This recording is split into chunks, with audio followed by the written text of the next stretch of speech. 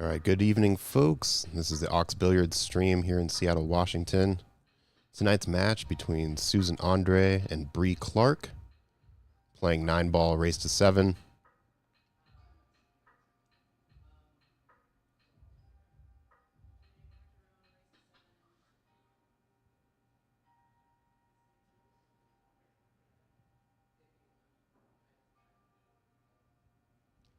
Looks like Susan won the lag, so she'll be breaking first. I believe they are playing winner break format here.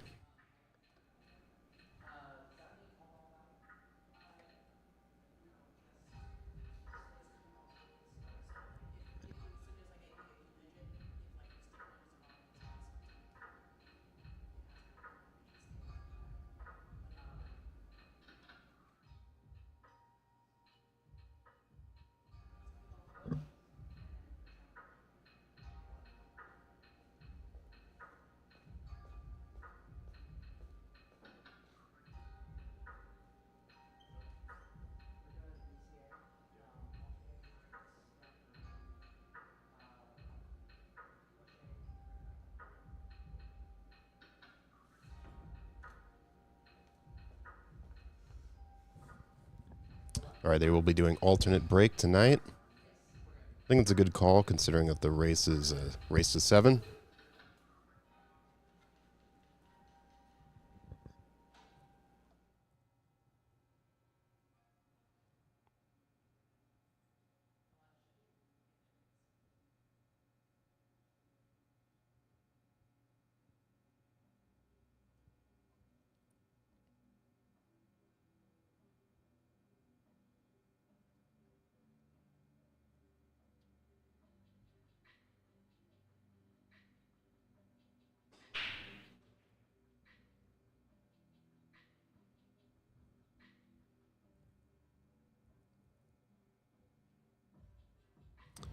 All right, Susan made the 2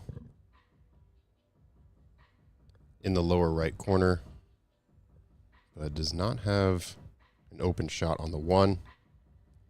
So she may consider pushing here.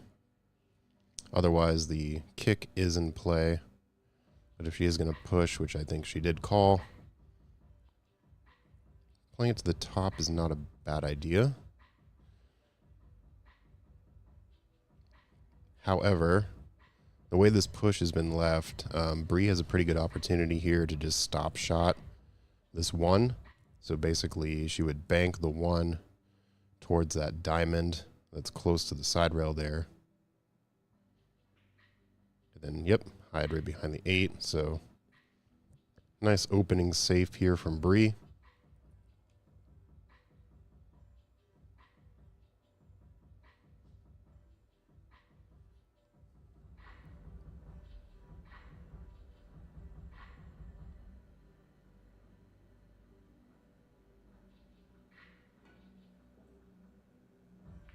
Just barely misses the 1. So early ball in hand here for Brie.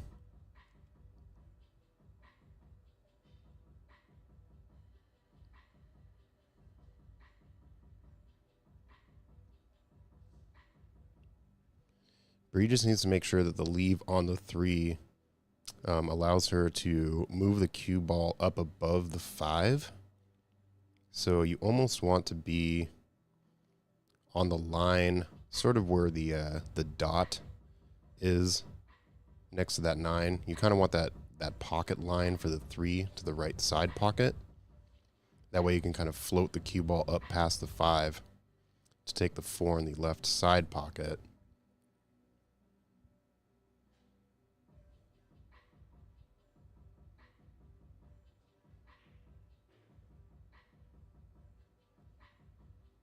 Yeah, this is really good.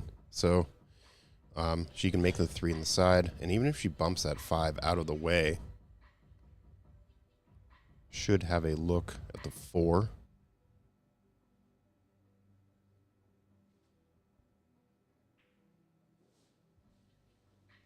Yeah, I think maybe just focusing a little too much on the position for the 4.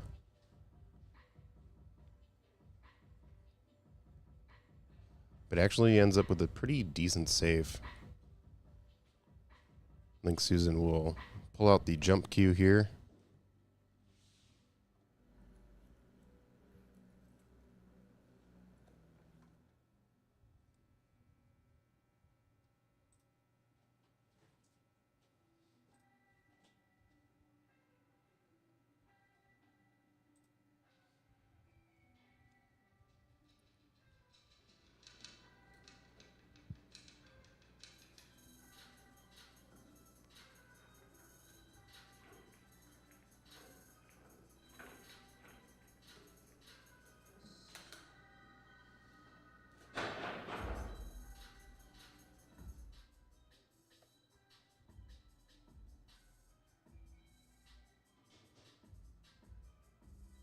Good contact. The 3 ends up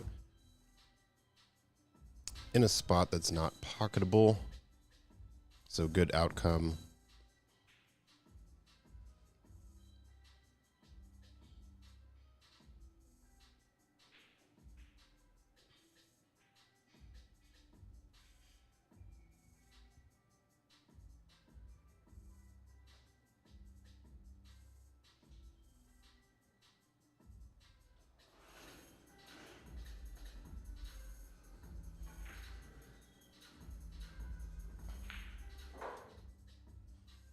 Yeah, I think Susan just slightly rushed that shot.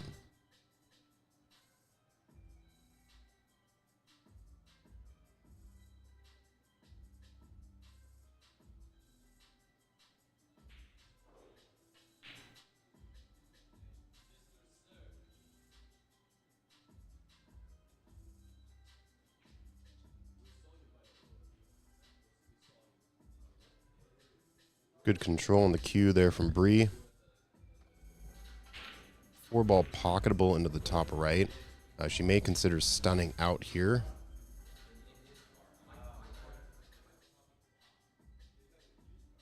You don't want to draw too much because the side pocket is in play, but I think she, decided to roll it up. I think maybe she thought she could sort of catch the 7 on the left side, kind of park it there, but it leaked out.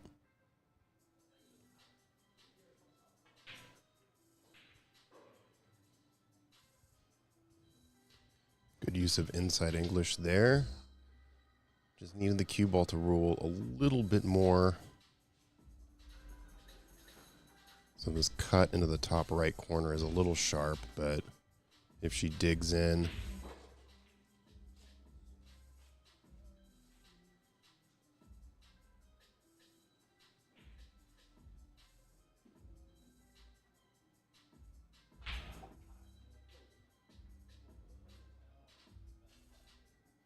yeah, that was pretty tough, just how close the cue ball was to the 5. But Brie with a chance now, as this rack is starting to develop a bit more here.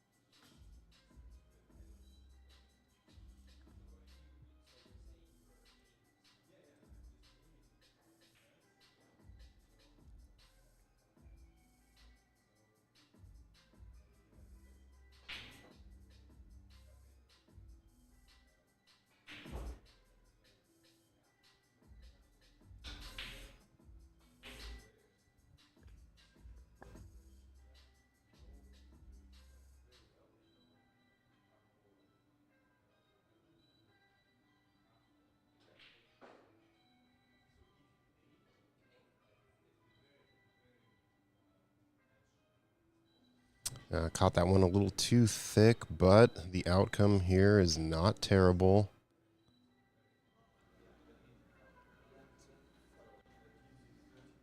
I think the way Brie can catch this is going up to the short rail.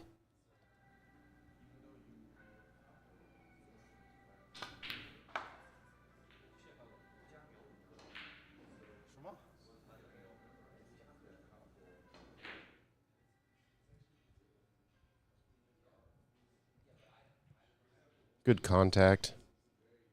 Left an open shot, but it's better than ball in hand.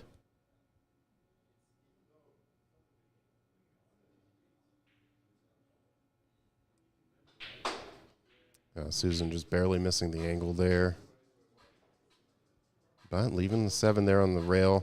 So I think the shot that I would choose here is basically thinning the 7 on sort of the right side and allowing the cue ball to come down table towards the 9.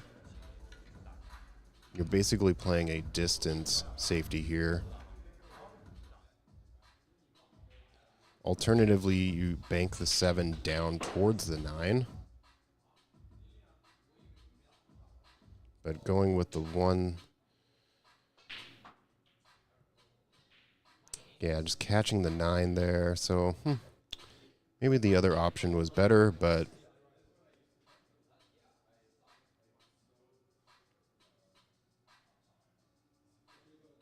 recognizing whether you're playing safe with the cue ball or with the 7 is pretty important.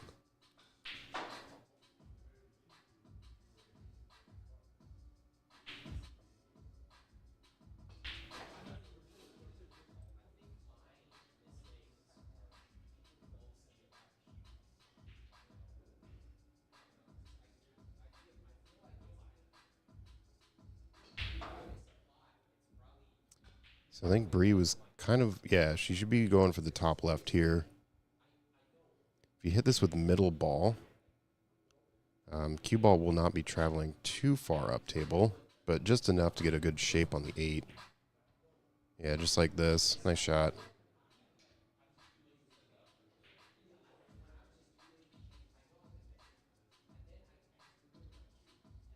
Just needs to hit this with a little bit of left follow, so when the cue ball runs into the rail, it'll come back out and down table.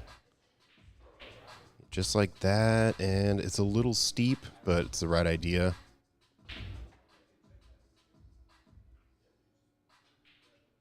So a chance here for Brie to get on the board first.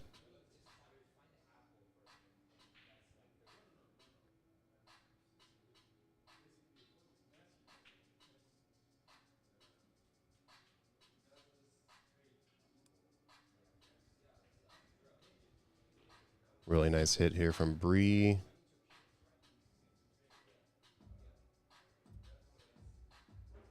Brie's on the board first, and she will be breaking since Susan broke rack number 1.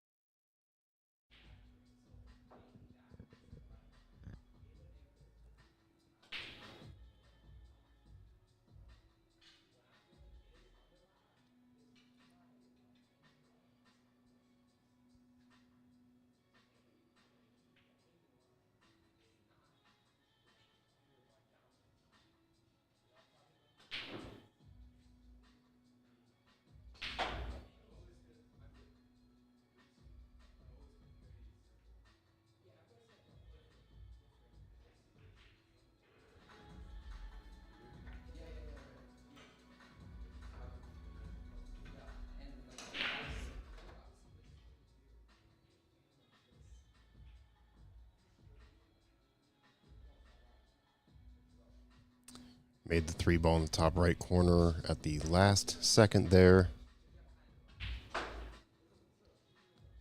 Doesn't have the open shot on the 1 ball.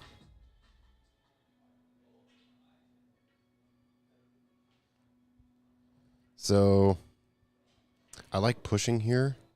I think what I would do is push the 4 into the 7 and maybe leave a piece of the 1.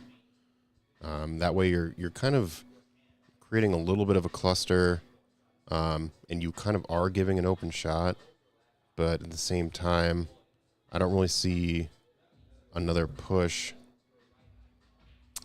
unless you're willing to sort of give yourself a kick into that 1. I also don't mind like tying up the 5 with the 8 and leaving the 1, as long as you're kind of creating some sort of cluster here. Okay, so she did push. Yeah, but Susan will not be giving this back.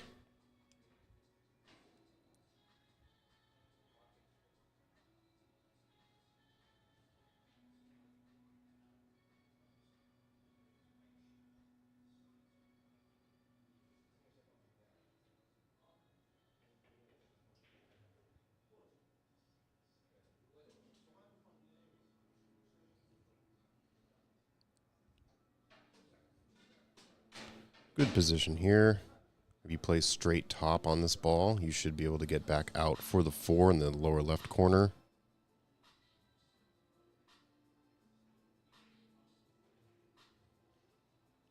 Friendly bump on the 9.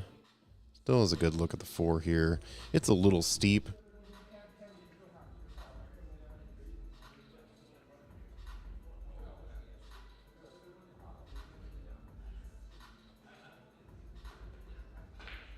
Oh no, caught the side pocket.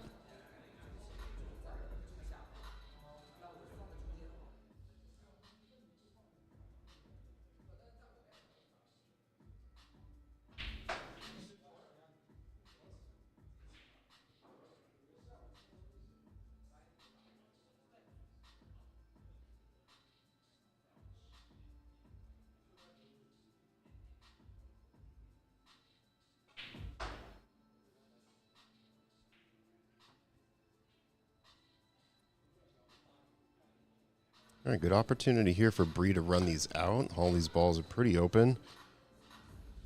Each one connects to the next.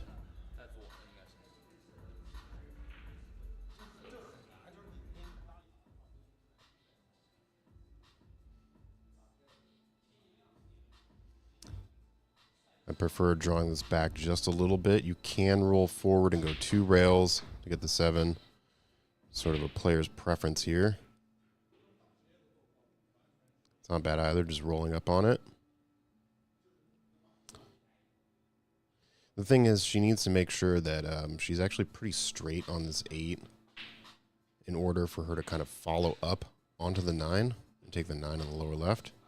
But overhit this just a little bit. So holding the cue ball for the 9 is going to be a little difficult now. She may consider just kind of letting her stroke out and going back and forth. Unless she can make the 9 inside by getting below it, which I think she's looking at here.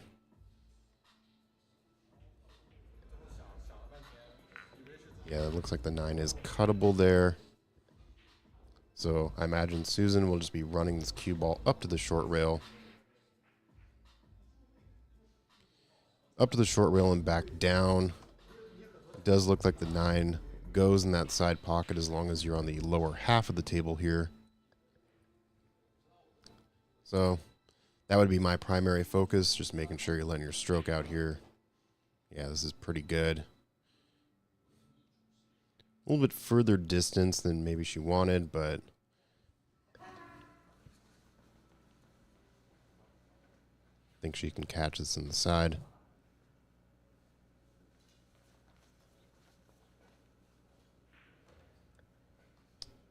Nice out. Tied up 1-1. Susan's break. Thank you all for joining us this evening, or morning or afternoon, wherever you are tuning in from. Let me know who you have in this race. Alternate break really kind of opens up things here.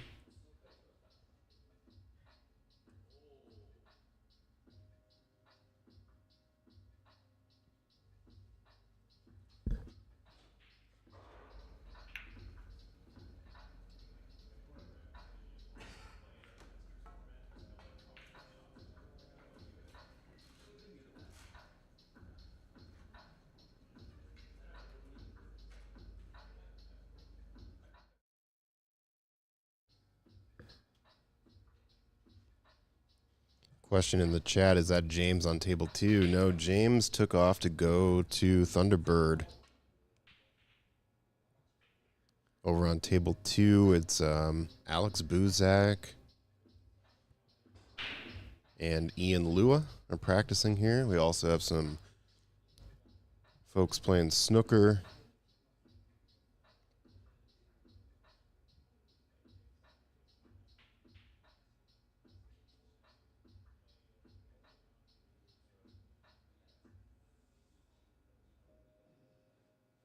All right, dry break here from Susan.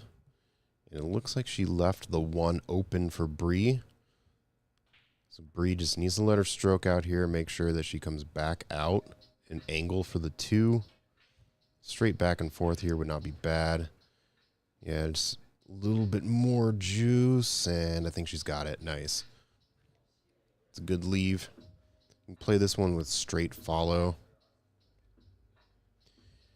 Only concern here is that when you come back out, you clip the 9.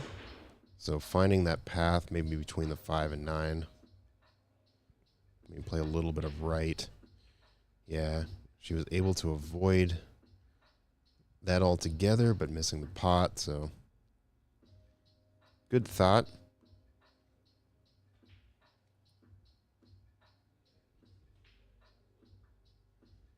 I do like Susan maybe banking this 2 either in the side pocket or playing safe by banking a down table, just like this. As long as she gets coverage. I think she left it, though. It looks like Brie can barely see past that 4, take the 2 in the lower right corner. So again, hitting this ball thin with maybe a little bit of right. Hopefully you can come out between the 6 and the 8. Just like that. Really nice shot. Thing about the 9-footers too, just do not be afraid to let your stroke out.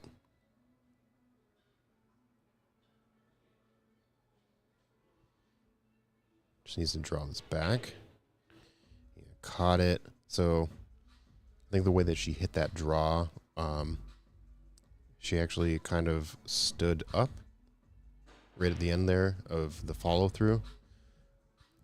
So with the draw stroke, it's really important to, you don't have to be hitting on the most bottom side of the cue ball, but you do need to make sure that your cue stroke follows through that point that you're hitting.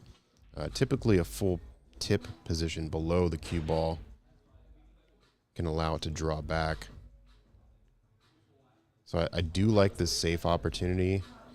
Yeah, she accidentally clipped the 9, but she was trying to kind of thread the needle and just barely skim that 9 and keep the 4 below it. But accidentally bumped it there.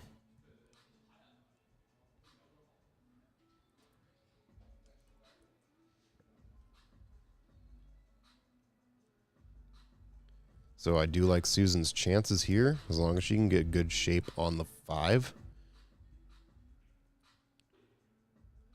It's a little long.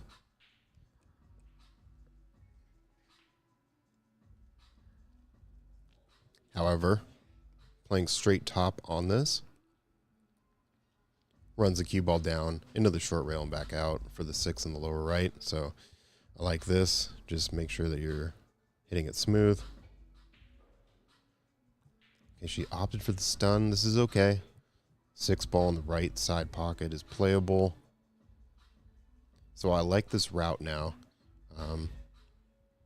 Yeah, just needs to focus on making these balls, and she should be out here. Oh, just caught the point barely.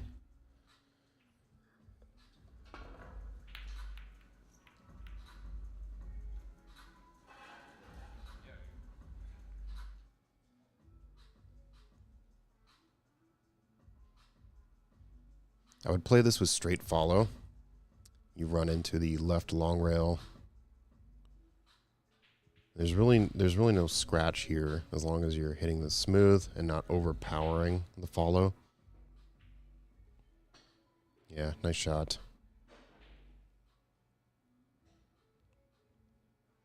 Sort of a dealer's choice here. You can run this up or play bottom. He's opting for the latter.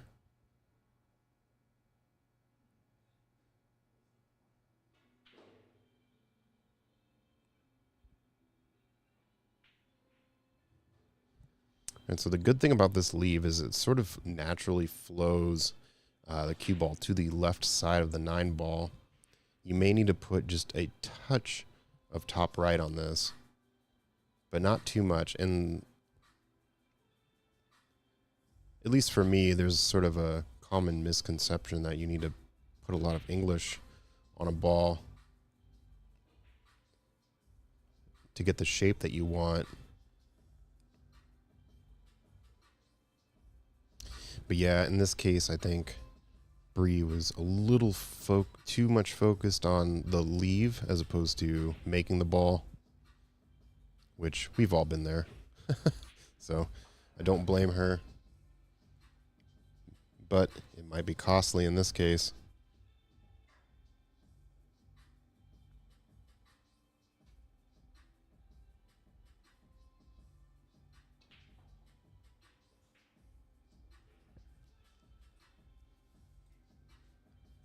Nice out there from Susan, and it's going to be Brie's break.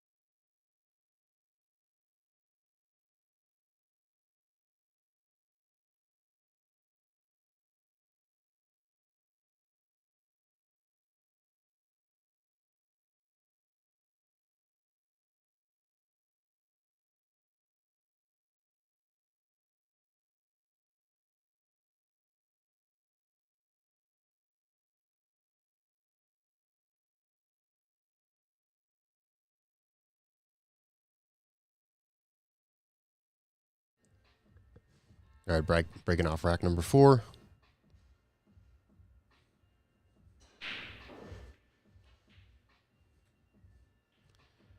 Ended up missing the wing ball, but made the 1 and the 7 in the right side pocket.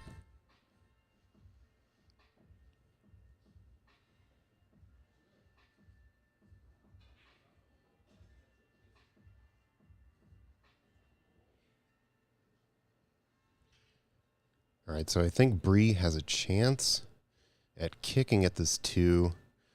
Looks like she is going to push here instead.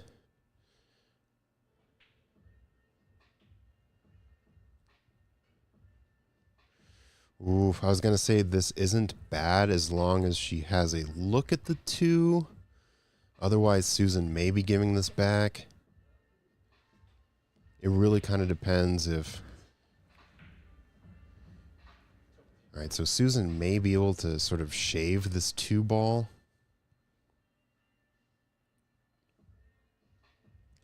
And if that's the case, I basically just send the 2 to the other side of the 4, and I kind of lock up the cue ball. Yeah, I think she went a little too hard here. Unless the 6 drops, which it did. So, good outcome in Susan's favor here.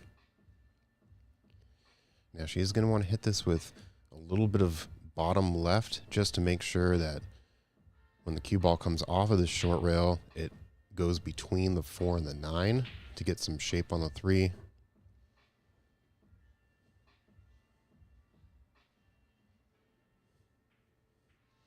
Yeah, ended up just overcutting it a little bit.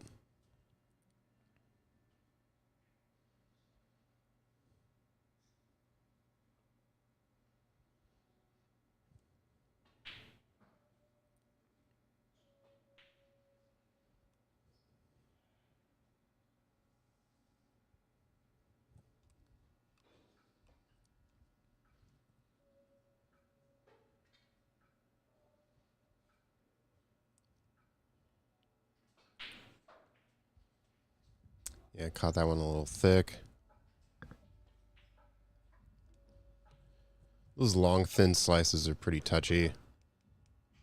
Be very precise on the hit.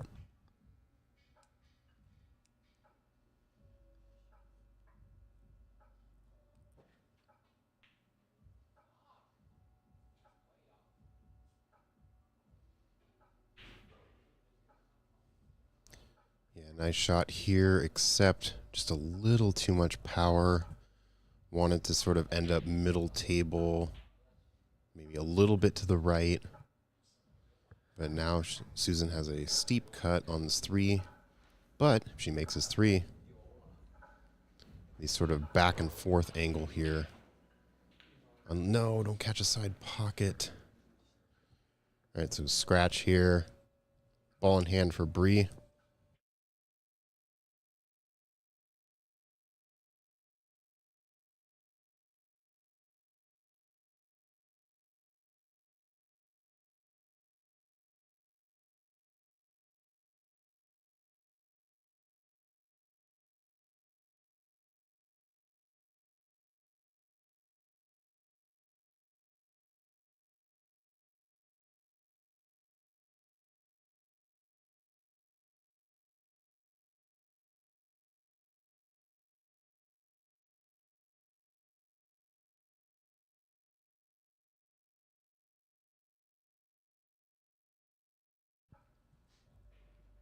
All right, so Brie is going to follow into position here.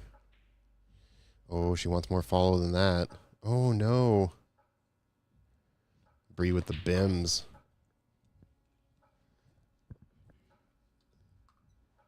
If y'all don't know what a bims is, it's a ball in hand missed shot. And it's something that us APA players have developed over time as a fun way to sort of laugh at your mistake. You pay dollars into the pot based on your skill level, and at the end of the session, you have yourself a barbecue or a party or something. But yeah, it's kind of a fun way to laugh at your error. So Susan misses this ball. Leaves it pretty awkward, though. I like Brie's chances of kicking at this. However, hitting the 8 first, going short side, pretty big chance. So she is looking at the longer kick here.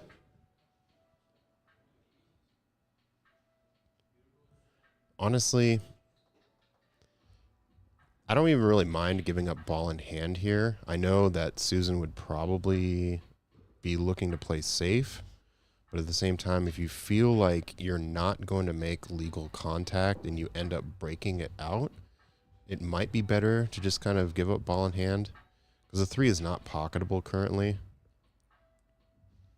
But I like this approach. She does hit the 3 first. Yeah, it's a pretty good outcome. So, nice shot here. Now for Susan, it really depends how close. Oh, she's got room. So yeah, just kind of cut that 3 up behind the 8 and bring this cue ball down table. And it's pretty perfect.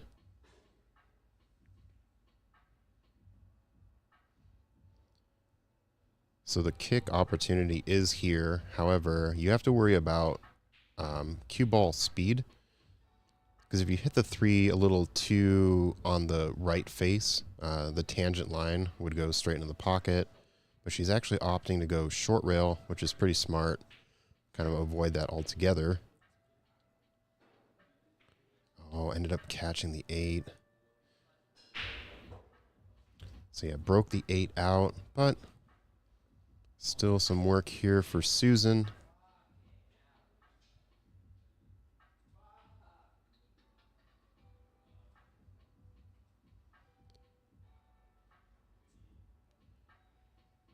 Yeah, she wants to play this with a little bit of bottom right to make sure that she kind of takes this lane down middle table between the 5 and the 8, and she can kind of land anywhere in this bottom left corner and have a look at the 4. You obviously don't want to be below the 4, but she actually caught it a little too thin. The draw didn't catch as much as she wanted, so it sort of took more of a tangent line off of that rail.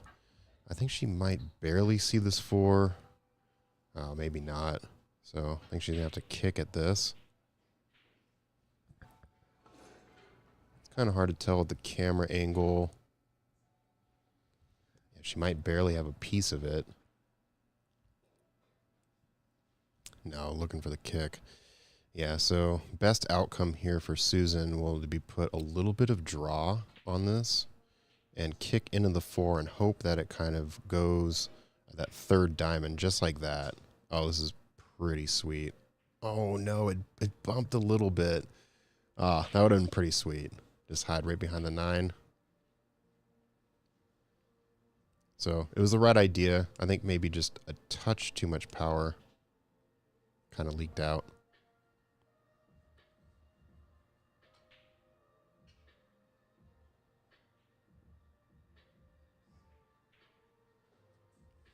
Nice shot here from Brie. Needs to get below the 8 now. Okay.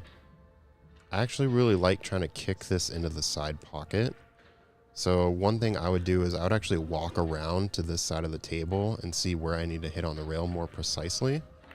And that's something that sort of develops over time as a player. You really want to be cognizant of kind of walking around the table and seeing how angles develop based on where you're looking at it. But she made good contact. Unfortunately, just kind of left it open in the top pocket.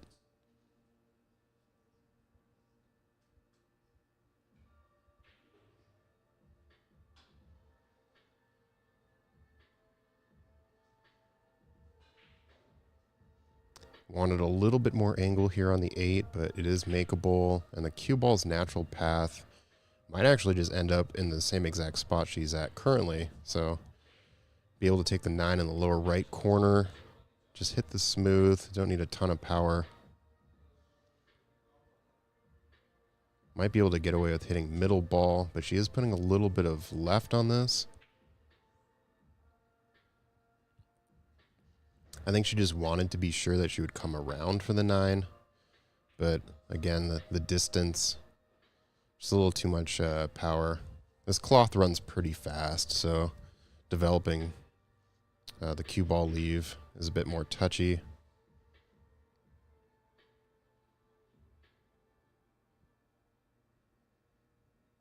Okay, similar slice that Brie had a couple racks ago. She ended up missing, so I think she's dialing in the angle she needs here. Oh, and hit the point. Oh, no.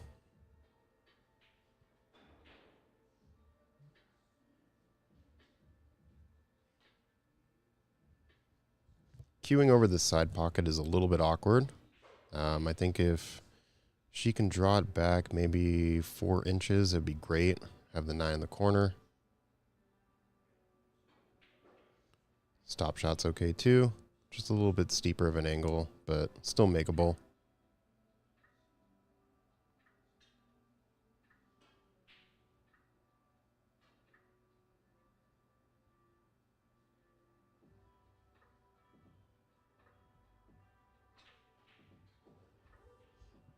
Nice out.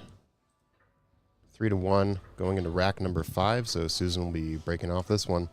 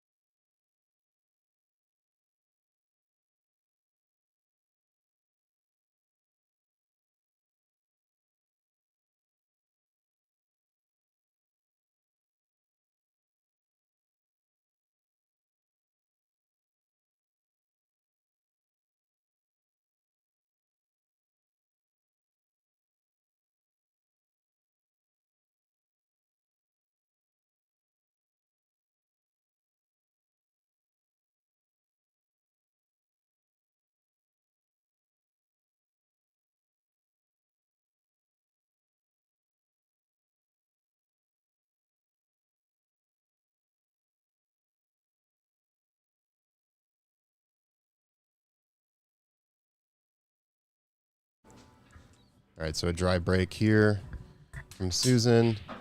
Have a special guest here in the booth now. Go ahead and introduce yourself. Hello, my name is Stephanie. I play in the APA. Welcome, welcome. Friend of Bree's here. So yeah, what do you think about this rack? It doesn't look like Brie has an open shot, but what would you think about doing with the 1 here? I would play a safe on it or a push out. Do they do that in this race? Yeah, they can push out. She has an open shot, so... Does it go past that 8? No, it doesn't quite go. I think the safe is the right choice. She could probably just bring this cue ball down.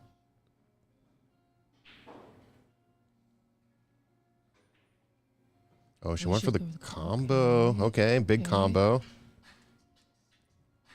Yeah, that was a nice shot.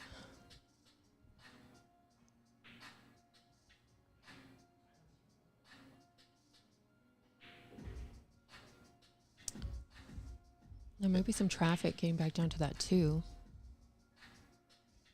Yeah, she looks like she's aiming with a little bit of left to spin and also some body English there.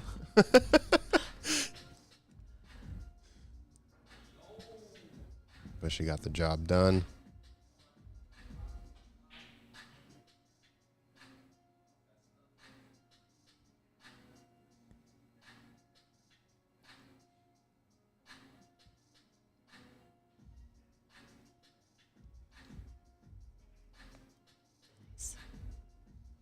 Yeah, really good control. I feel like Brie is really sort of dialed into the table the last couple racks, especially with her speed control. Mm-hmm.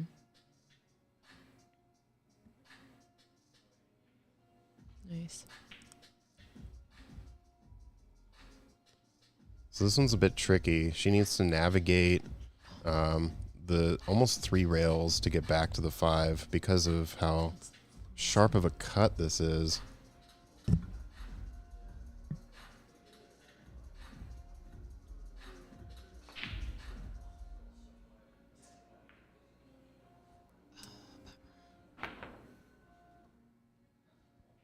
Yeah, I think she was being a little too careful. With that particular shot, you find the angle, and if you let your stroke out, the cue ball's path kind of just naturally takes 3 rails, and you come back out middle table. You do have a sharper line onto the 5, but the way the 5 is sort of on the rail, I feel like it's not too difficult. Oh, bummer. Yeah, I saw what she was going for. I think you just needed to hit it with straight top, so that makes sure that the cue ball spin, once it hits the 4, it actually moves forward, as opposed to kind of taking that tangent line in the side pocket. But yeah, Brie's looking pretty good here. This is fine. She doesn't want... I think the reason she's doing this is because the back cut is sort of considered a blind pocket when you shoot, and this, she has more visibility to the pocket. This is sort of a player's choice here. Would you prefer back cutting it or doing what she's doing here? I think what she did was the smarter shot. Yeah, because that way she's able to use the rail, right, to get back across. Yep. As opposed to sort of relying on stun. Mm-hmm.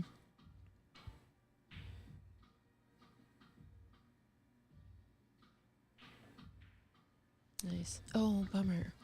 Looked like it was going in. That was interesting. So she put a bunch of spin on that.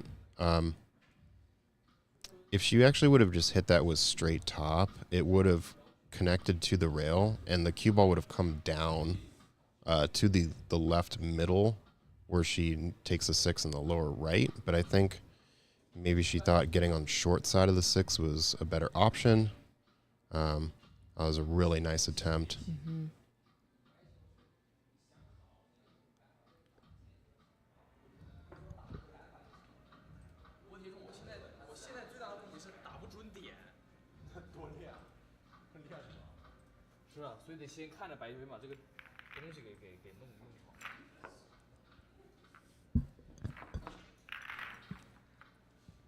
So it's like, for the combo. Yeah, looking at the combo here, I don't think this is actually too risky. I would probably hit this almost like a stop shot. That way you're kind of leaving the cue ball down table, and the 5 is definitely going to be flying sort of up table. But she's rolling forward. If you roll forward here, yeah, you kind of open up the 5, which she ended up doing.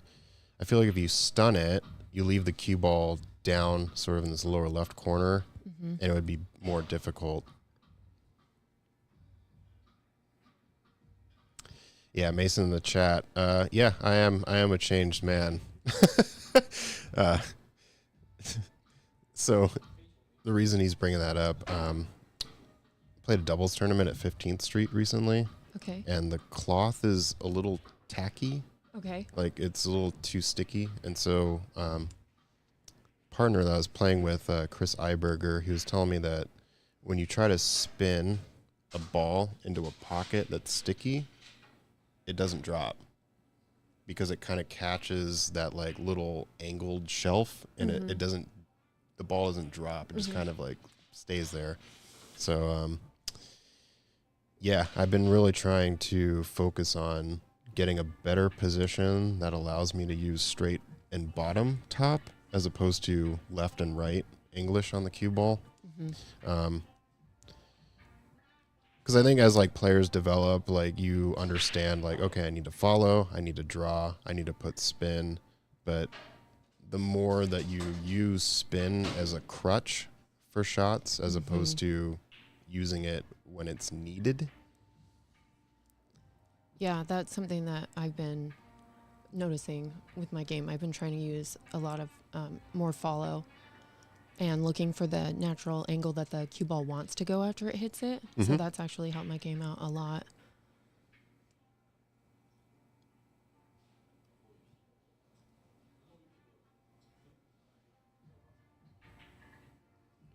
So I think she's going to try to hold here, but it's a little tough. Oh, she handled it. Yeah. She handled it nice.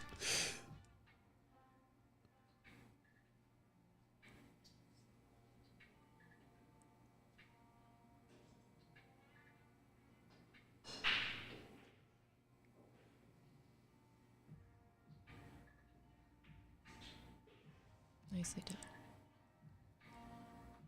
Yeah, good decision to hold for the 9 in the top right.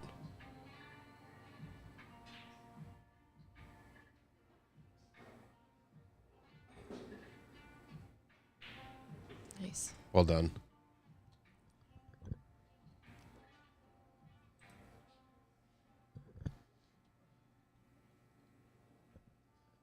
All right, going into rack number 6, this will be Brie's break. And it's interesting, too, because they've kind of been trading racks where one person breaks and the other wins the rack. So I think that's what kind of makes alternate break a little more interesting. Is that stealing a rack from an opponent can actually give you sort of like momentum that you might not necessarily have. It's kind of like a mental thing too. Like, oh, that was my break and I've lost it now and my opponent's breaking. And if they break out and like run well, then great. Now the score is like 2 away. So Yeah. you can sort of like, there's a few tournaments I played in where like a player, like I start off slow and then I start playing better in the latter half. But because it's alternate break, I'm actually kind of screwed. Like you almost like with alternate break, you almost have to be playing good immediately because there's really like the catch up, like when you're a few racks behind, like if like this is a 1 rack difference, but if you're 2 or 3 racks difference and it's alternate break, it's really hard to catch up if someone's breaking well and running out. So Yeah. almost a dry break. The 3 drops again at the last second. It's back to back for Brie with a late 3.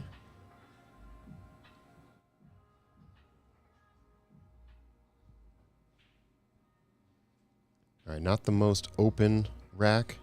The 7-8 is a bit of a problem.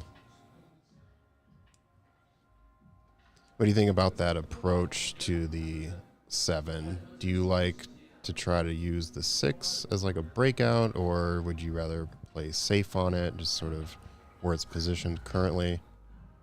Yeah, I would probably try to use the 6 to open it up. Yeah, and I think you can do that as long as you're on this bottom half of the table. Like you almost need the tangent line of the 6 into the left side to run into that 7. Yeah, that's something to think about. You kind of work your way backwards to the rack to figure out how am I going to get there.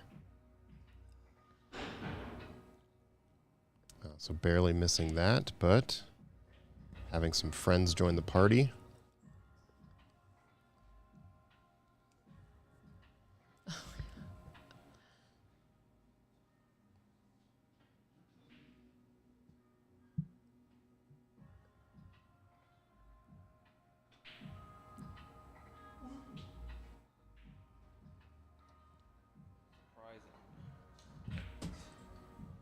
It doesn't anymore. Yeah, so Kyle had a question in the chat if the 7 went. I think with the 9 not being there, the 7 may have gone in the top left corner, but it's a moot point now.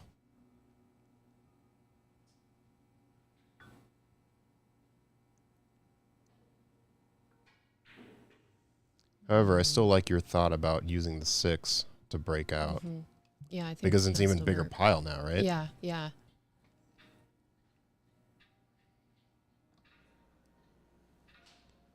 All right, I think if you want to be aggressive here, you just bank this 5 and almost stop shot the cue because that is the angle you need. But she's playing safe, and that's super smart because that pile up there didn't quite get behind it, but that would have been pretty nice.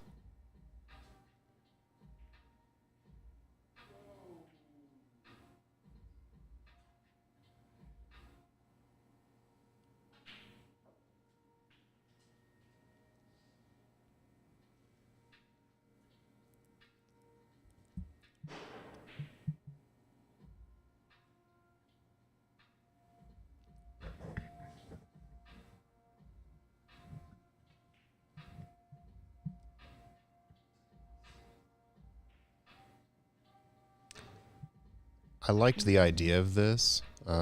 She was just going for a separation safe. One thing she may have been able to do was just bank the 5 up onto the left rail here and separate the cue ball to the right rail. Mm-hmm. So you're kind of leaving like a parallel safety across the table left-right. But now that Susan has ball in hand, yeah, she's really looking at where she needs to get the cue ball onto the 6. And I don't mind rolling into position here. I think this is better than trying to cross the line. Mm-hmm. So yeah, playing into the line here. This looks pretty freaking good. She can basically hit this with top, maybe a touch of maybe 1 o'clock on the cue ball to make sure that it runs into the 7. But you don't really need to hit this too hard. As long as you can kind of hit that 7 like full in the face, I think it will separate in a way that's good for her. Yep.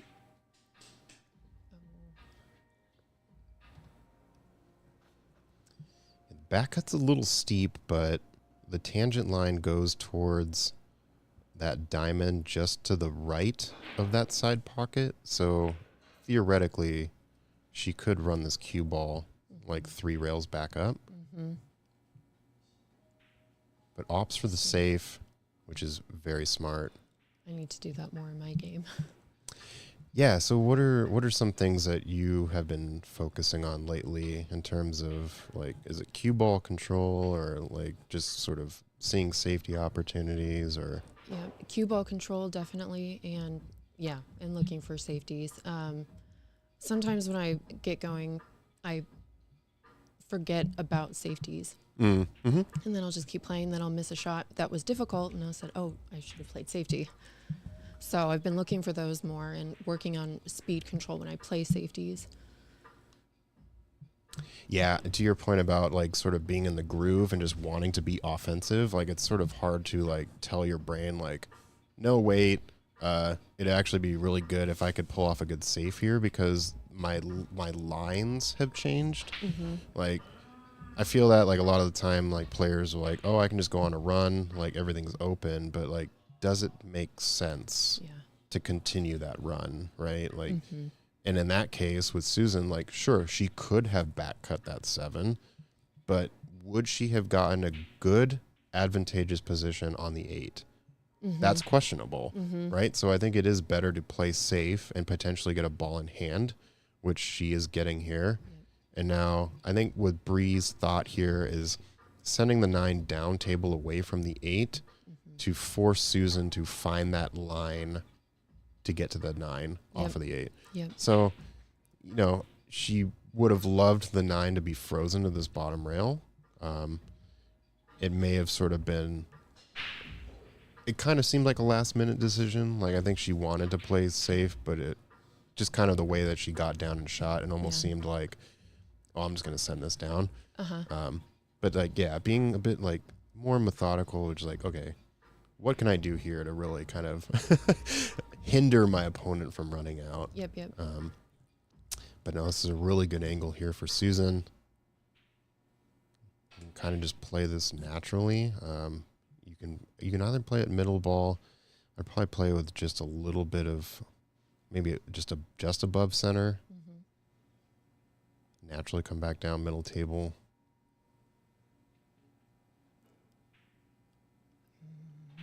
Just overcut it slightly. Landed in a pretty decent spot, even though it was short side. Mm-hmm.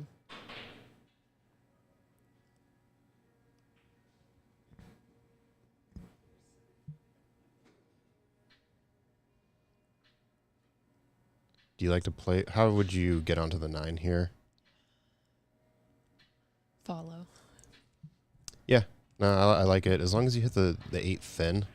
Mm-hmm. Yeah, she hit it thin enough. Ideally, you hit that as thin as possible, just so the cue ball momentum catches the rail a little bit more. Mm-hmm. But the worst is when you when you hit that ball thick with follow, and it just kind of dies, and you're at the end of the table. But she got pretty good spot here. Nice. Yeah, nice out. All right, tying this game up 3-3.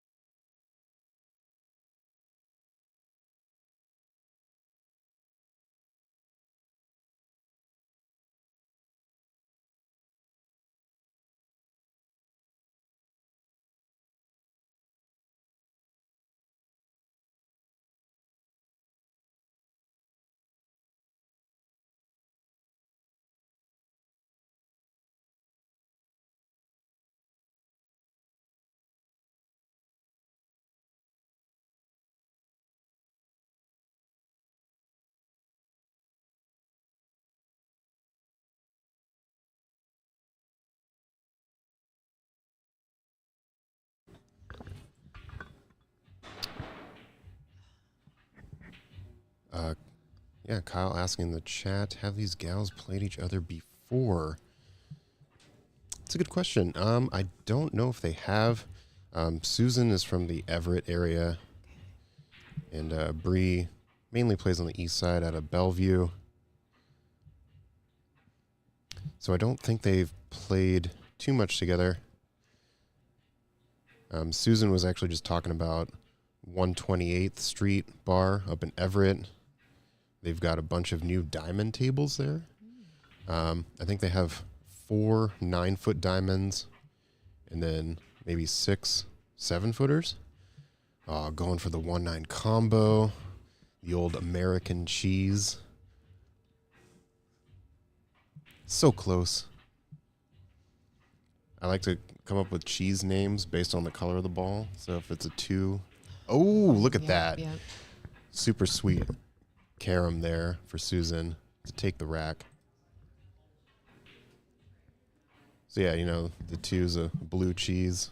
Oh, okay. The 3 is a baby bell. You know, okay, it comes it's that, red. that wax. Yeah. Okay. As we progress through the other colors, though, it gets a little more complicated, you know? Yeah. I don't know if you want any green cheese. Yeah. Nobody wants a mossy cheese. All right, so early out there from Susan. Regaining the lead here, 4-3. Brie breaking off rack number 8.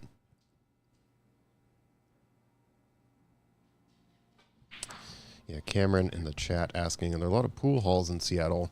I would say that Ox Billiards is kind of unique in that it very much is a pool players pool hall. They are open to the public Thursday through Sunday.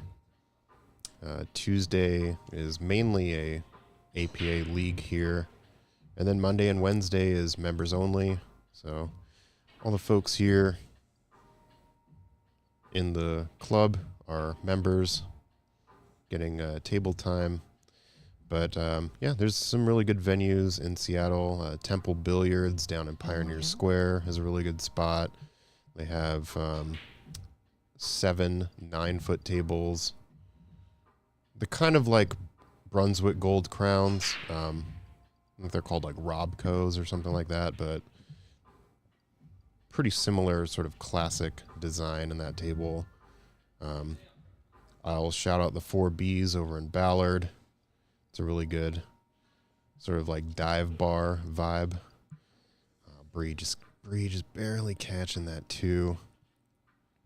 But yeah, Cameron, really good pool halls in Seattle in the sort of greater Seattle area.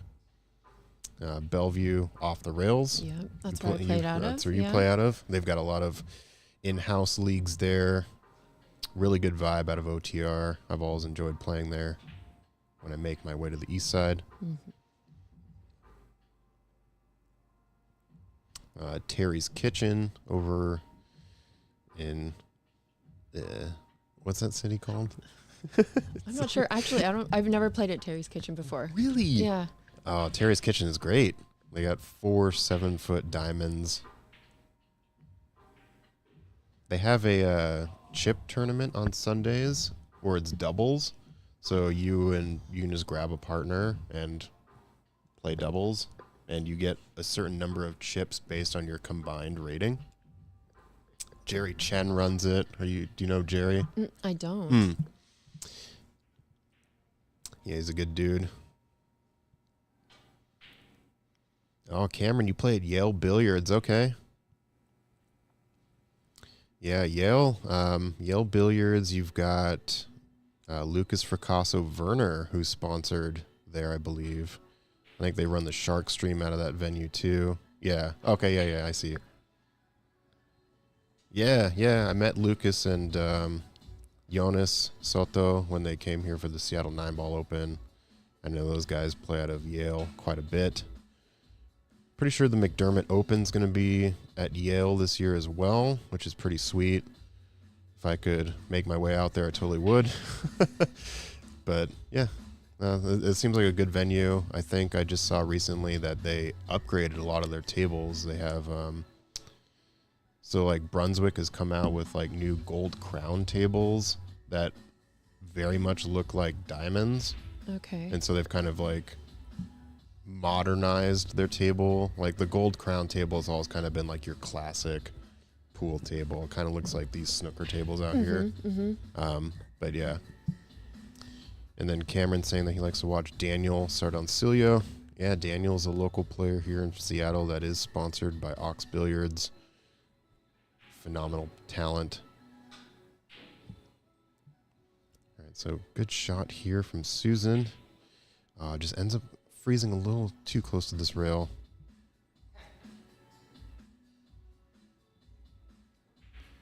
I don't think she'll get the best leave on the 6, but I think sort of just make the shot.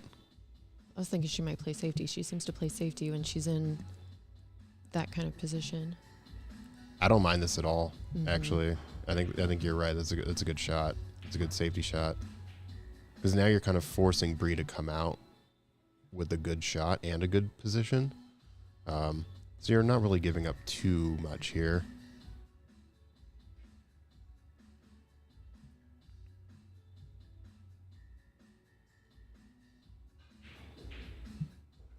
Okay, I thought that might happen.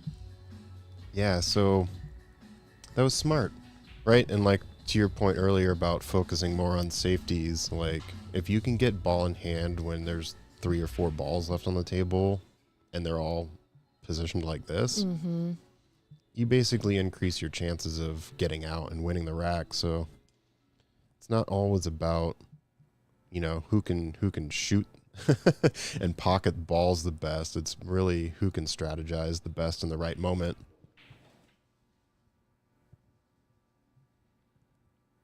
I don't mind getting a little bit below the 6. Yeah, just like this. So she can roll this forward with left, or she can stun. I think I roll forward. That's what I would do too. Oh, it's not enough.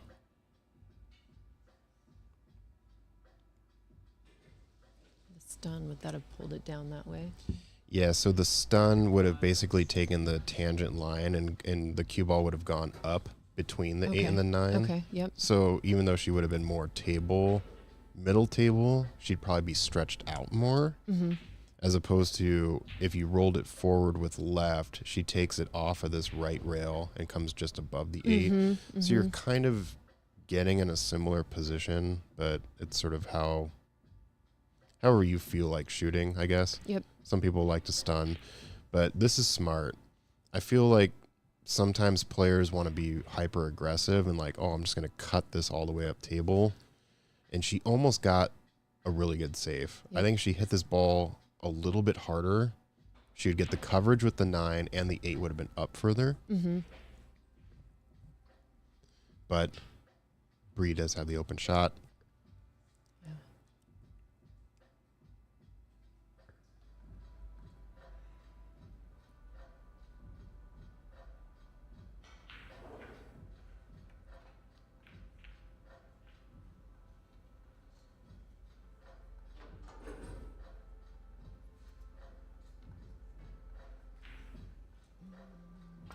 Just overcut it just a little bit. She actually landed pretty good on the 9.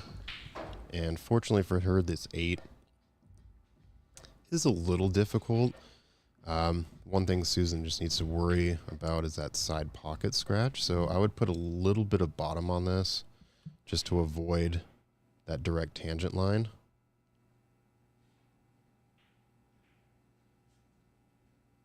Yeah. Yep. Yeah.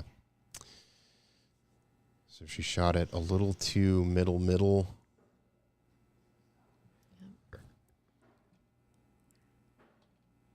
All right, gonna give up the rack here to Brie. So 4-4. Tied game going into rack number 9. So yeah, pretty close match here. Now we've got some more people in the chat. Let me know your updated predictions. I did see one earlier from Kyle saying it was going to be 7-5 Brie. So that's still attainable. Let me know what you think. What do you think, Stephanie, as an unbiased commentator? No, I can't say because Because your friend's playing? Yeah, Yeah. I get that. I'm just going to say that's going to be close.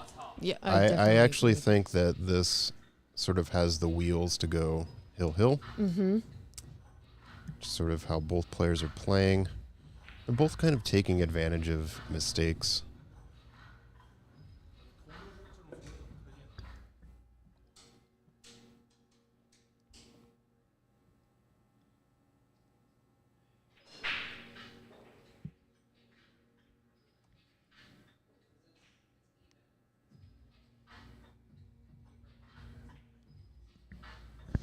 Yeah, it's actually Susan's break.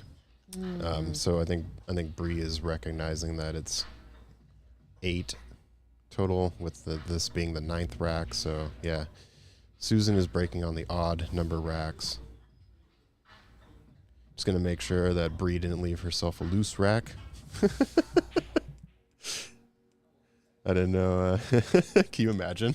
you leave yourself a loose rack. I feel like sometimes I'm so lazy that I'm just like, whatever. I'll leave myself like a loose ball. But yeah, no. So she ended up crossing the face of the one there. And with that cut break, what you want to do is you really want to make sure you're hitting. So her breaking from that side of the table, she wants to make sure that she's hitting sort of the left third of the one ball. And what happens is you make a wing ball in the corner, and then the one should have gone towards the left side pocket. But I think just the way that she struck the rack, the cue ball kind of crossed over the one, which leaves you with this. So Brie is going to push. I think this push is perfectly fine. Mm-hmm. Susan's going to give it back immediately. I think that's also totally fine, because the tangent line goes to the corner pocket for a scratch. Mm-hmm. So I like Brie trying to stop shot this, but she's rolling up, and I'm afraid. Yeah, I thought she might try and take it off the rail. That would. Interesting. Okay. Yeah. It looked like she was lining up for that. I mean, that's what I would.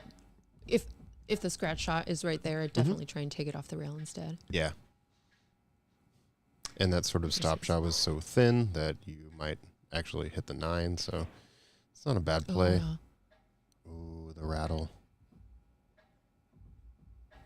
But she got the shape on the 2 she wanted. So this one's a little tricky. You definitely do hit this with follow, and the cue ball will kind of hit off of the point. Yeah, I wonder how deep it is in that pocket.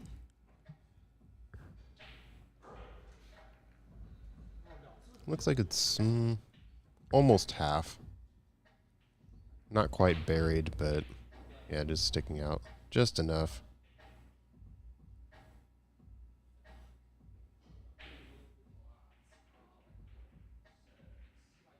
Oh, she tried off the rail. Yeah, interesting choice. I think she was probably worried about hitting the 1 and then hitting that point, and the cue ball kind of dying. Yep. On the rail, which is a very valid concern. It was either that or hitting it with bottom and just trying to like draw the heck out of it. Mm-hmm. But Susan going straight to work, knowing where she wants to be.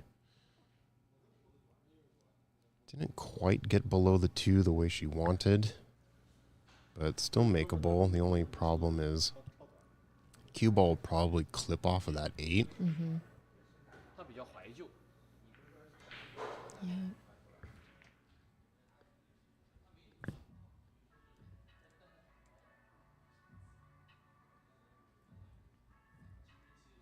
Yeah, just slightly worried about the position as opposed to making the ball.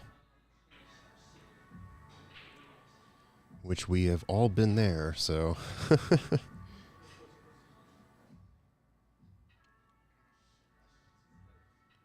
You're going to stun this out. I like it. I just hit it too hard.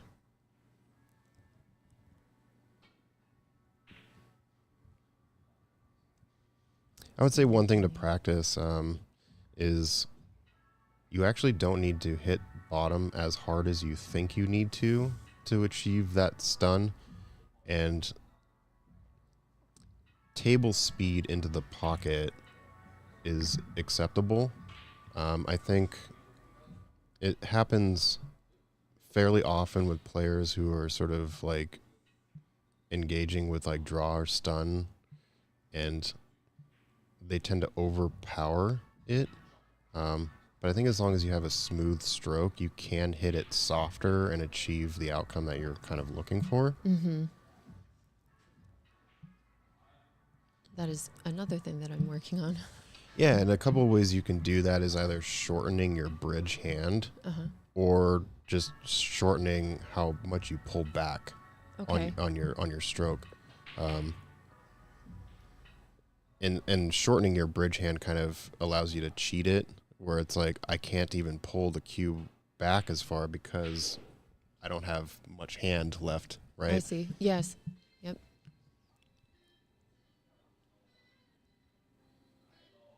I don't mind rolling up on this. Yeah, nice. As long as you avoid the 5. Friendly clip.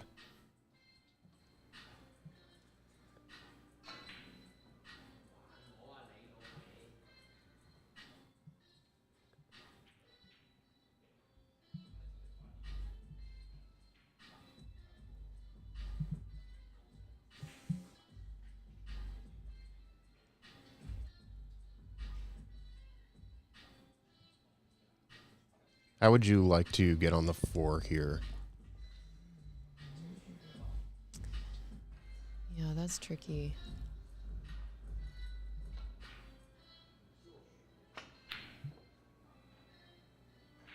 I would play follow on this shot and try and just bring it up off the rail and around, but you might run into that ball there. Okay, yep. Yeah, so she did run Bank into it. the 7, but yeah, and this is a pretty good example of a bank that you can kind of compress the rail. So as long as she hits this with a little bit of bottom and hits it firm, Arissa asking in the chat, firm does not equal hard. Yeah, I guess, how do I explain this? You can hit a shot firm, but your speed into the shot is not hard. It's sort of difficult to articulate. Because there's like, right, if you shoot a ball hard, you're kind of like constricting your arm for power, and then you're also following through. But you can also hit a ball firm with like a looser grip, and it actually, the cue stick transfers less power to the ball because your hand is loose, Okay. right? Because if you're gripping it hard and you hit it hard, it's going to like carry a bunch of power into that shot. But if you have a looser grip, you can still hit sort of like firm Okay. without the power. I I feel like it's easier to sort of demonstrate on the table when you're there as opposed to talking about it. But yeah, let's. If you know, you know. I don't know. I'll play around with that later. Yeah, yeah. Nice shot.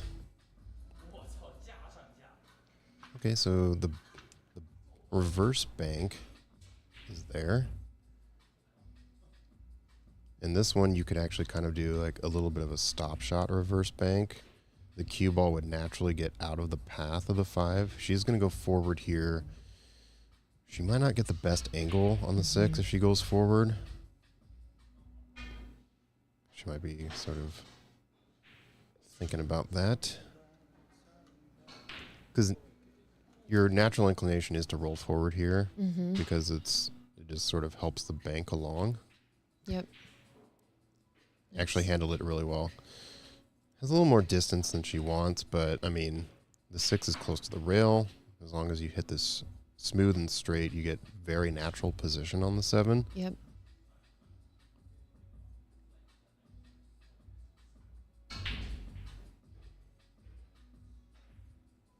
Just like that. Excellent shot.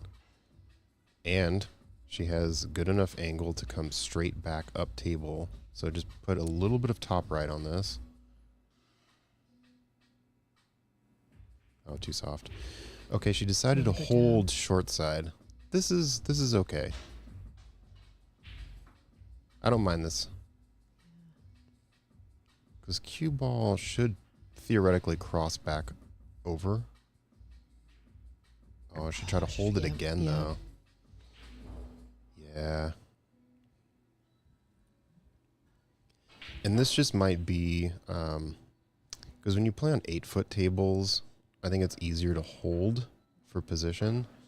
But on 9-footers, sometimes just like letting your stroke out and letting the cue ball run a little bit more is helpful. But on smaller tables, it's sort of difficult to do that accurately. But really nice shot here. Good positional play.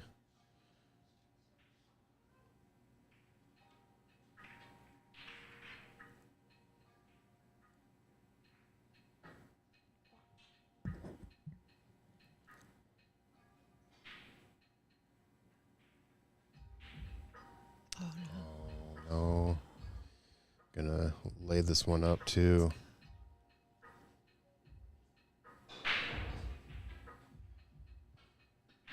She must not have liked that angle or something. Yeah, it was a little close Mm-hmm. and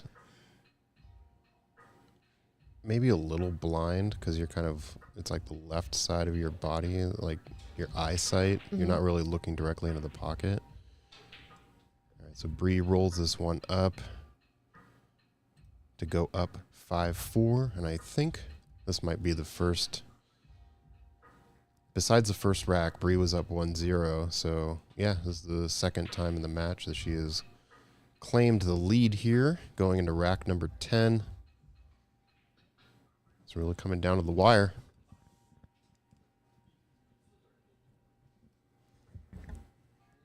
Thank you all again for tuning in. If you're a first-time viewer, hit the like, hit the subscribe, ring the bell as well. We do these streams twice a month. The next matchup we have will be next Wednesday. Will be between Alexis Aguirre and Andy Camping. Andy Camping is a 490 Fargo, and Alexis is, I believe, 473, somewhere around there. I think they will be playing 10 ball, but need to double check that.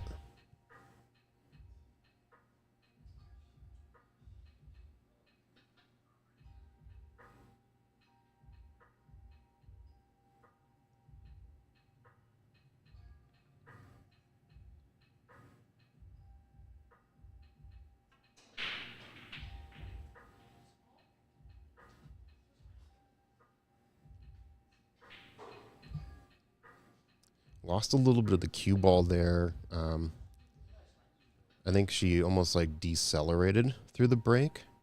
Kind of what you want to do is almost stop shot or hit like a little bit of bottom on that break and just kind of power through that stop shot hit. That way the cue ball stays middle table. But really nice shot here from Susan. Has a good look at this 2. Just checking to make sure the 3 goes by the 4, which I think it does. Kind of barely goes. But hit this with a little bit of top to make sure that you get out. Oh. Maybe it didn't go, or she didn't like it, so she hits bottom. In this case, I definitely hide the cue ball below the 8-6.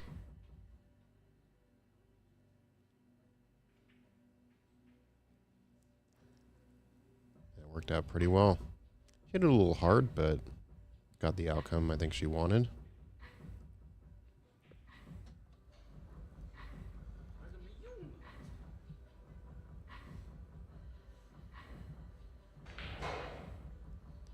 Yeah, so ideally with this kick, Brie actually hits the 3 thin. So when it comes off of this rail, the cue ball would head back towards the 7 and the 4, and the 3 would go up table. But she's actually going to go 2 rails at this. Oh, Brie. Nice Oh, nice Brie. Let's go. What a shot that was.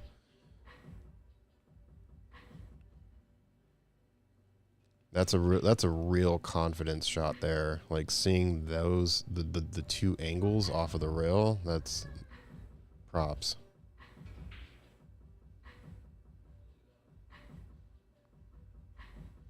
Yeah, the 1 rail kick can be kind of finicky at times, so seeing that was really good. Might be pulling out a 3-4 combo.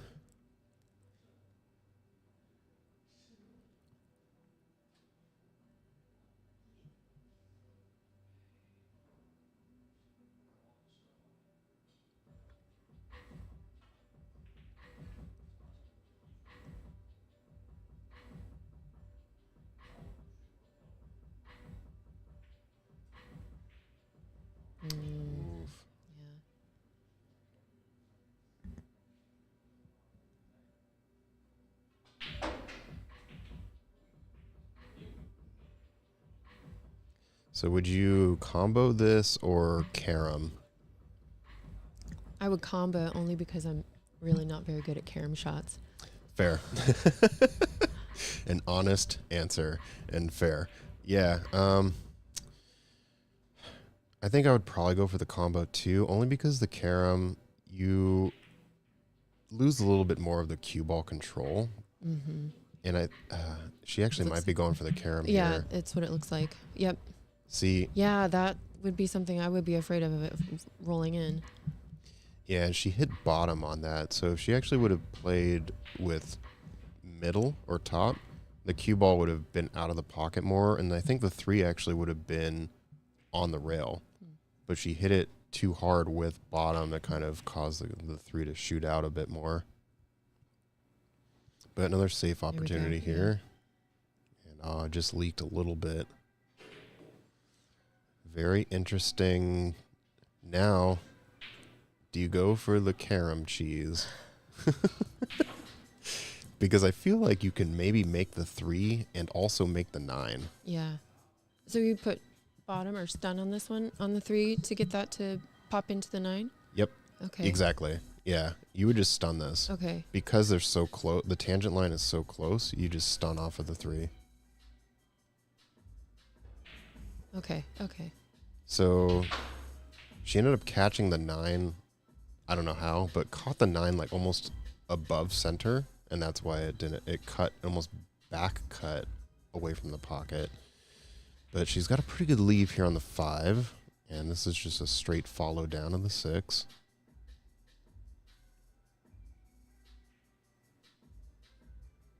There we go. Oh no. Yikes. It's okay, Brie. We're shaking our heads too. That sucks. Again, we've all been there. Mm-hmm. Alright, so a kick here. This one, I love going 2 rails just to give myself some extra insurance. And if you hit the 6 directly, you could follow it. So going 2 rails here and kind of finding that point on the short rail.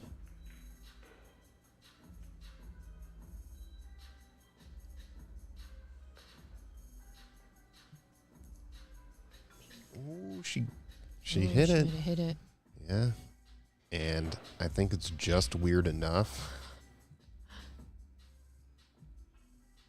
So Susan could try to do the same thing. Mm-hmm. Which I think you may as well, because going the other way. Yeah, just trying to navigate the 7 here. I would go on the right side of the 7 and hit it with left. Maybe like 11 o'clock, between 11 and 10 o'clock spin. That's it. Yeah, good contact. Better than the ball in hand.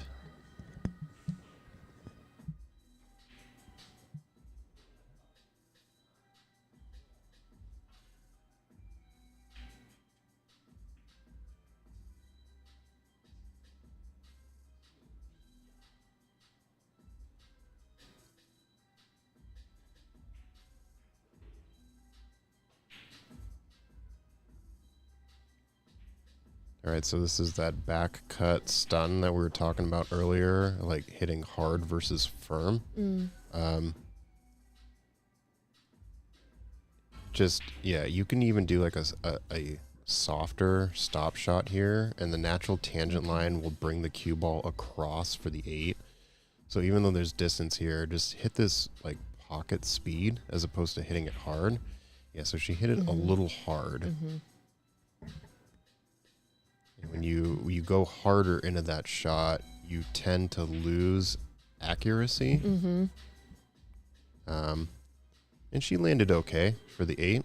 I think the landing is pretty decent, but yeah, just really like focusing on like how your arm is kind of making contact with the cue in those situations will kind of give you a better idea over time. And then you get that muscle memory sort of like developing too. Yeah. Okay, so I don't mind rolling up on this and taking the 9 on the top right.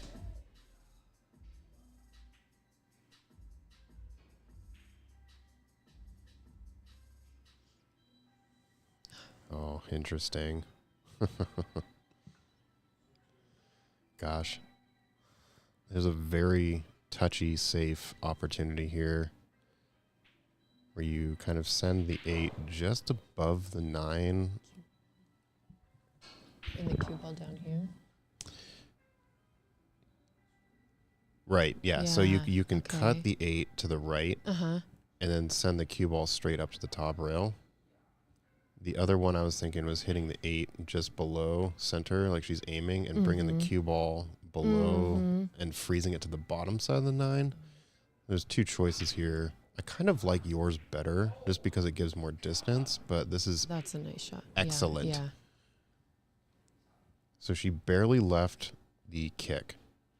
Ideally, she would have been flush on the bottom side, so Susan would have to kick 2 rails, but she can use this rail where she's pointing at now. So definitely the right idea, and like that's still a good save. Yep. And I think in this situation, I would say it's a really good save because the kick is not guaranteed. So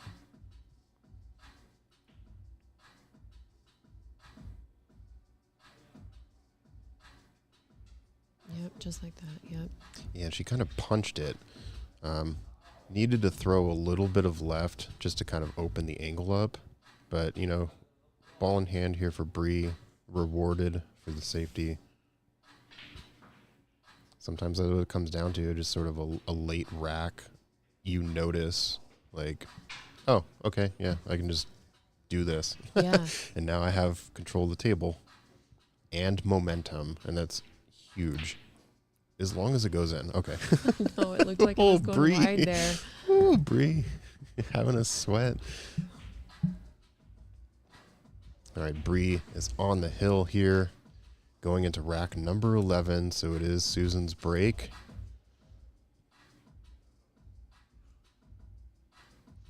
And I would say, let's see a 9-ball snap here, but using the magic rack is kind of difficult to get a snap, which is why I feel like you don't see them too often when the magic rack is used. It's because the balls don't really collide into the 9 as much as they would with a triangle rack. Because the magic rack makes it just a tighter rack. Mm-hmm. Okay. Yeah. I feel like most of the time, I mean, there is a particular break you can do with the magic rack that allows the 9 to go in, but you can't do the cut break, which is sort of the traditional break with the magic rack. Basically, what you do when you have a magic rack and you want to try to make the 9, you break straight on with a little bit of top, and the bottom ball will come straight off of the short rail and kick into the 9 and send it up table. So it sends it towards either the side pockets or the top 2 corners, and that's kind of how you make the 9 on the break with a magic rack. But when you do that, you typically don't make a ball on the break, so it's kind of like a high risk, high reward because you're breaking dry essentially. And if you're playing someone who can run an open table, it's like not worth it. Yeah. Okay,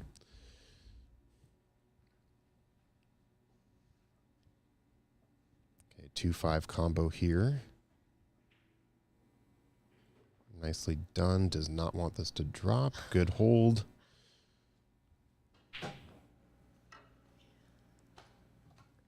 And getting to the left side of the 3 is going to be tricky. So I think you just make this and play safe.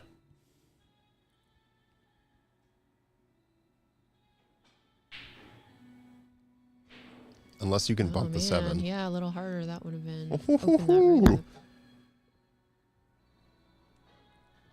There's just enough of a gap, too, to make this in the corner.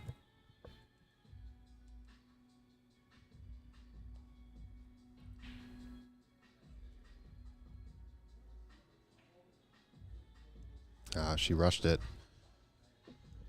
which is something that I do often when you have an awkward shot. This is just me speaking out loud. I also have to tell myself to be patient and like take the exact same sort of like measured response I would do on an easier shot. Mm-hmm. And like, I know it's awkward cueing that way, but just settle into that awkwardness. Yep.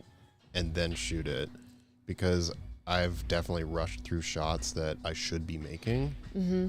Because I'm like, oh, it's an awkward angle. I'm sort of jacked up. The ball's close, and you just want to like, oh, just shoot it and get it over with. Mm-hmm. But like, no, you really have to like remind yourself, take your time.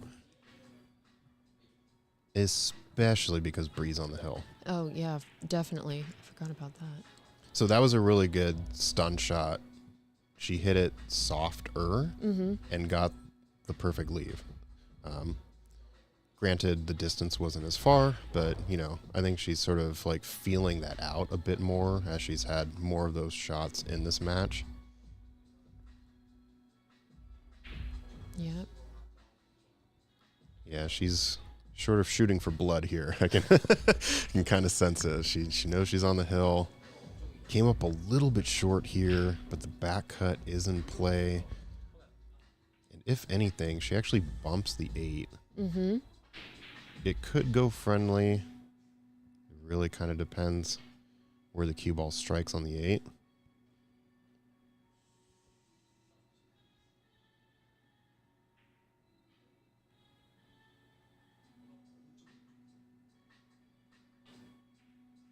Oh, nice. No, that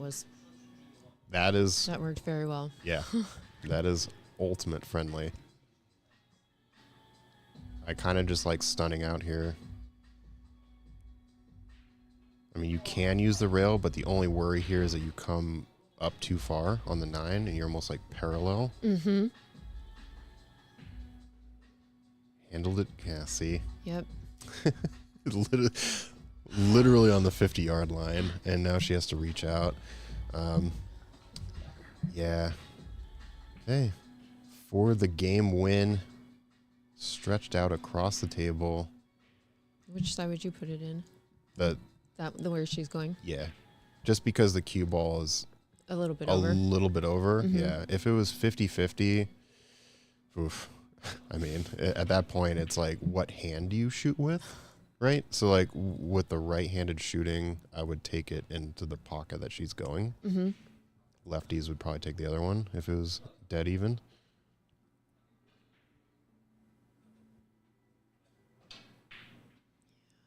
Oh, very nice. Very nice. Very nicely done. Brie sealing victory here, 7-4. Really good match. I mean, I think Susan just made a couple sort of positional errors, a little too late in the racks, and Brie really took advantage of it. But yeah, good game. Thank you all for joining us this evening. My name is Zach Ross. Joining the booth, Stephanie. Thank you for joining. Yeah, thank you. It was a lot of fun. Yeah. Everyone have a good night, and see you next week.